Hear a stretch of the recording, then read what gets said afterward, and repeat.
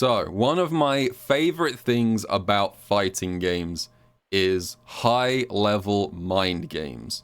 And what I mean is situations and mix-ups and mind games that only work at high level because of that whole I know that you know that I know that you know that I know, kind of those kinds of situations.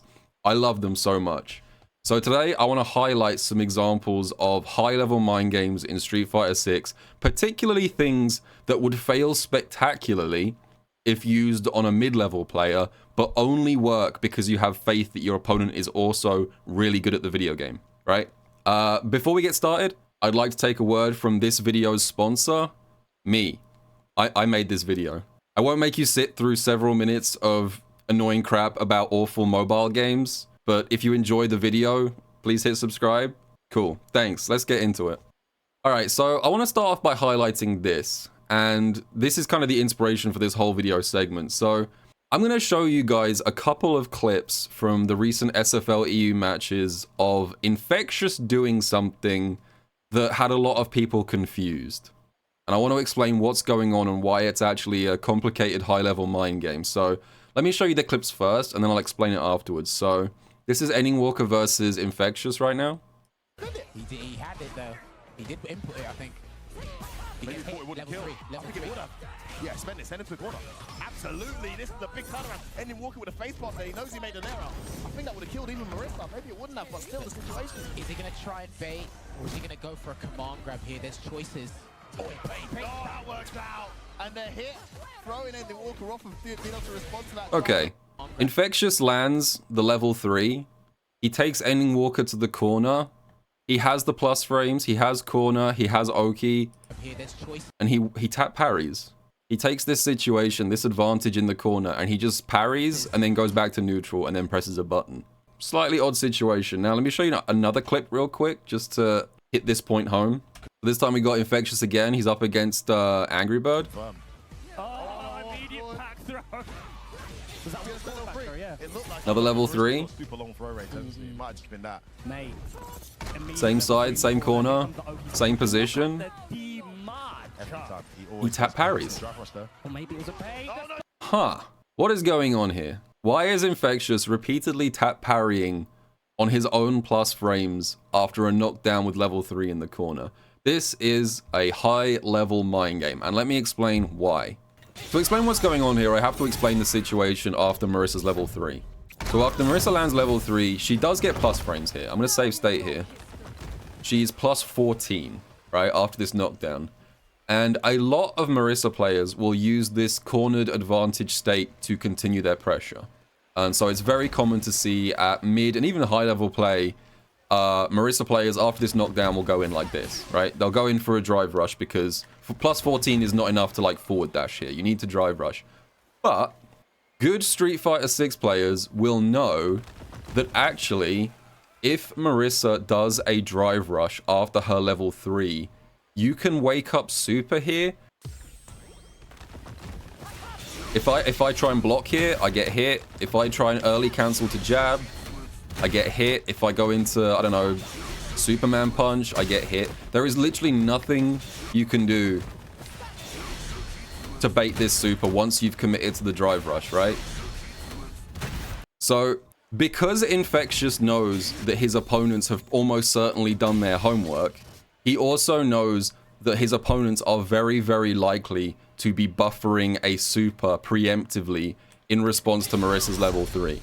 Like, most high-level players will be preemptively buffering super here on wake up, and then what they'll do is they'll wait and see that for like a green flash, like that, and they'll super you. So by tap parrying here, what he's doing is he's trying to trick his opponent's muscle memory. He's trying to like create like a spark of light, which in the heat of the moment could be misinterpreted for drive rush, right? It's very easy to confuse the parry for drive rush startup because you just see like this sudden flash of light and it's hard to make the difference between that and that in the space of like a quarter of a second. So he's trying to take advantage of his opponent's own matchup knowledge to bait them into waking up with a super. Now, it didn't work in either of those scenarios. They didn't bite on either situation. But I thought this was a good jumping off point to explain what the subject of this video is. So yeah, this is the basic example of what I'd consider to be a high level mind game. Infectious is tap parrying on his own plus frames to try and force his opponent to accidentally wake up with super by misinterpreting it for a drive rush. So with that being said, let's move on to some other examples of similar stuff. So number 2 on my list here is fuzzies and waking up with crouching heavies. What the hell does that mean? So, this is another example of a high-level mind game. There are certain moves in Street Fighter which cannot hit crouching characters. So a good example of that is Sagat's forward heavy kick, right? Sagat's forward heavy kick whiffs on crouch like this. However, Street Fighter 6, and in fact most Street Fighter games, have a property which is that on the very first frame that you wake up from the ground after a knockdown, the very first wake up frame, you are forced into having a standing hurt box even if you hold crouch. So even if you hold down back on wake up, for one frame your hurt box is standing. And that means that if you hit something like this, on that precise frame, you can actually catch crouching characters with moves which generally don't hit crouches. So an example of a setup for this is after Sagat's level 3. If he does forward heavy kick after this knockdown, this will happen. Like that. So you see it hits the crouching character, and this actually leaves Sagat +4 on block. So this is a very useful meaty. However, the high level mind game here is that really good Street Fighter players with a lot of experience actually know that you can actually bypass the one frame of having a standing hurt box. So if you wake up with crouch block, you have a standing hurt box for one frame on wake up. However, if you wake up with any crouching normal, you actually don't have the standing hurt box for one frame. And this means that if you have done your homework, despite the fact that this looks like it should be a really good meaty here, like this, you can actually wake up with any crouching normal, including heavies. So for example, if I wake up with Akuma's crouching heavy punch in this situation, watch what happens. Punish counter, and potentially a massive combo into death. So if you have enough game knowledge and situational awareness, it's actually optimal to wake up with a crouching heavy on certain knockdown situations. So I'll just to give you a couple more examples of this. Sagat actually has quite a lot of them because Sagat also has high tiger shot, which again does not hit crouches. But if you use this move as a meaty, which is quite common in the corner because it's plus, you will see this quite often. But again, if your situational awareness is at that level, you can actually wake up with crouch heavy punch here. A couple more examples. So if Guile gets a punish counter mid-screen throw, and forward heavy punch normally whiffs on crouches, but because it hits on that standing frame, it can even hit crouching characters and it'll give Guile plus frames. This is +3 on block. So you'll see a lot of Guile players doing this into another throw. Same kind of idea. And once again, if you're ready for this, if you're looking out for this and you've got the situational awareness, you can wake up with something like crouching heavy punch to hard counter this.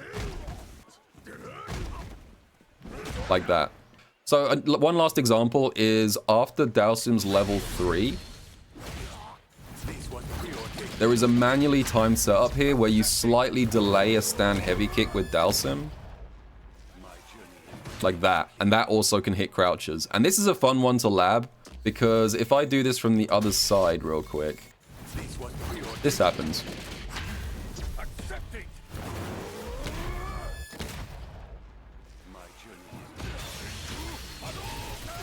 Pretty cool, right? Hey guys, Future Broski here coming at you from the editing room. So this particular stuff ended up being much more complicated than I first thought. So basically, all you need to know going forward is the setups I've just shown for Sagat, Guile, and Dhalsim all work. And the counterplay is all correct. So all of the setups I just showed you, all that information is correct. The reasoning why this stuff works actually is very complicated, and I could probably make a whole video about that. Don't worry too much about it. So if you're confused why some moves work on crouching characters like Sagat forward heavy kick, but other moves don't, like Ed's stand heavy kick, for example, it's because there's a lot of weird stuff happening behind the scenes that even people who are experts at scripting Street Fighter 6 do not fully understand. I'll put a link in the description to a Twitter thread which has some explanations, but even then, it's not clear why these work. But you don't need to know that. Just know that these work, but you don't need to know why these work. Okay, anyway, back to the video. Okay, next example on my list is I've labeled it as advanced parry baits. For this one, I'm going to show you a clip from my own stream from a couple days ago.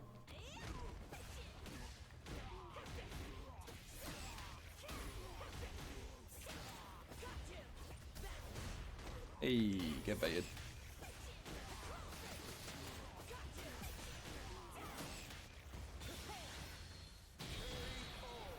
This is what I would describe as an advanced parry bait. I do the light whip at the end of the juggle. I do drive rush overhead, which misses, and my opponent responds to the overhead with a parry, which is a very common thing to do. And because the overhead whiffed, they are now stuck in parry recovery, and I get a DI. This is actually a setup that has been extensively labbed. Good example of tech that looks like a mistake, but is actually entirely intended. It's similar to the dirty DI. I guess we can call it a dirty overhead. I just save the state here. So if I do drive rush overhead here, it hits exactly 1 frame before my opponent wakes up. It looks like a meaty. It looks like this is going to hit meaty, but it hits 1 frame before they're actually recovered and misses. And it's very, very difficult for my opponent to tell the difference between a true meaty and being 1 frame too early. So many players, especially at higher levels, will identify the overhead and respond with a tap parry. And if they do, the DI afterwards is actually guaranteed because they are still in parry recovery. So again, this is another good example of a mind game that only works if you also have enough faith in your opponent that they're also operating on that same level. Because if your opponent is not the sort of person who responds to overhead with a tap parry, then this happens. You leave yourself point blank -18. If I'm playing against like a lower or mid-level player and I whiff this meaty, they're just going to wake up mashing and kill me for it. And my final example of a high-level mind game that I want to highlight here is another clip from SFL EU. This one kind of speaks for itself. So this clip comes from SFL EU Grand Finals, which, by the way, if you guys didn't watch this, I'm begging you to go back and watch this because this whole Grand Finals match between NIP and Mouse was insanely good. It was some of the best Street Fighter I've ever seen. But if you didn't, this is just one match from that set. It was Angry Bird versus Ending Walker, and this happened. Yes, sir. And for now, Angry Bird is getting a great round because the decisions are correct. And Ending Walker trying to escape, but the crosscut is correct. Another throw. What a round. Everything smiles to Angry Bird right now. Ending Walker's got a lot of work. Go, dive in his head. Drive Rush EXDP. Feels bad to get hit by that for sure. Let me just break this down a little bit. Ending Walker does forward heavy punch with Ryu, everyone's favorite solar plexus strike.